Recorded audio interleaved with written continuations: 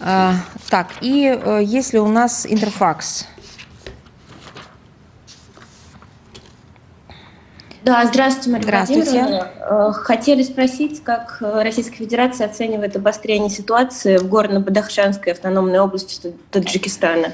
Мы с обеспокоенностью восприняли информацию официальных органов власти Таджикистана об эскалации напряженности в Горно-Бадахшанской автономной области республики, спровоцированной, как следует из сводок, криминальными элементами и примкнувшими к ним экстремистами, пособниками экстремизма и так далее. В результате имеются жертвы, пострадавшие, в том числе среди сотрудников правоохранительных органов Таджикистана.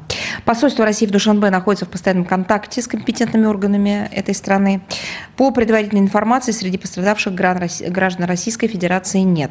Власти Таджикистана обещают принять необходимые меры для стабилизации ситуации и обеспечения безопасности российских граждан, которые могут оказаться на месте событий. Спасибо. Спасибо вам. Если вопросов больше нет, то тогда я с вами прощаюсь. До следующего раза. Хочется пожелать всем мира. Спасибо.